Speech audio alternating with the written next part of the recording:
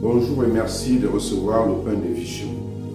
Que sera donc cet enfant dont ont été privés Élisabeth et Zacharie à cause de la stérilité? La réponse appartient au Seigneur et elle passe par cette naissance inespérée.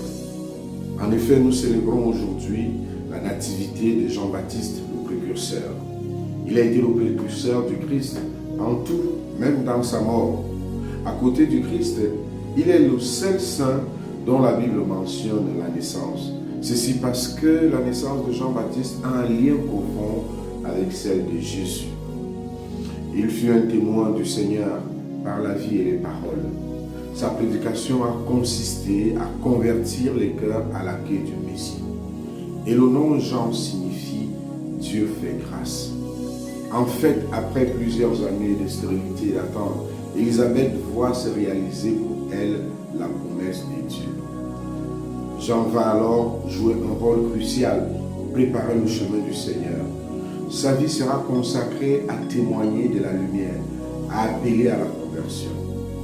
C'est chaque jour que nous avons à nous convertir pour être comme Jean, les témoins du Christ, les témoins de la vérité de l'Évangile. Cette naissance de Jean-Baptiste nous dit aussi la fidélité de Dieu qui tient toujours à ses promesses. Avec le Seigneur, la vie est toujours au rendez-vous. Jean-Baptiste a été une grâce pour Élisabeth et Zacharie, mais aussi une grâce pour tout le peuple qui attendait le Messie. Il a été une grâce pour ce peuple parce que par sa vie et sa parole, il a aidé le peuple à préparer le cœur, à se préparer, à préparer leur cœur pour accueillir le Messie qui devait venir. Comme Jean, nous pouvons nous aussi être celles et ceux qui préparent d'autres à la rencontre avec Jésus. Comme Jean, ne sommes-nous pas appelés à être témoins de la présence vivante de Jésus aujourd'hui?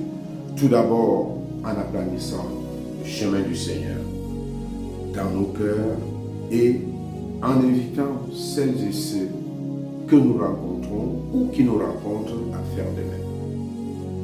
Que peut vouloir dire aplanir les chemins du Seigneur? Ça pourrait être éliminer les obstacles, se débarrasser de ceux qui nous éloignent de Dieu et des autres. Ça peut être rechercher la paix, la justice, rendre nos cœurs plus aimants pour que, à travers nous, le Seigneur arrive. Pour que nous soyons celles et ceux-là qui cheminent ensemble vers le salut. Aplanir les chemins du Seigneur, ça peut aussi être rechercher à vivre dans la paix avec les autres. Ça peut être travailler au pardon et à la réconciliation.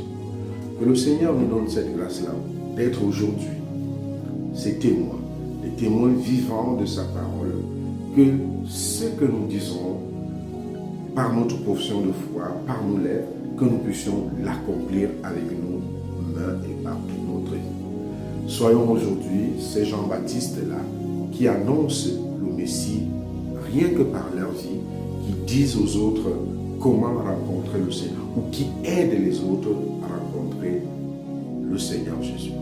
Amen. Bonne journée.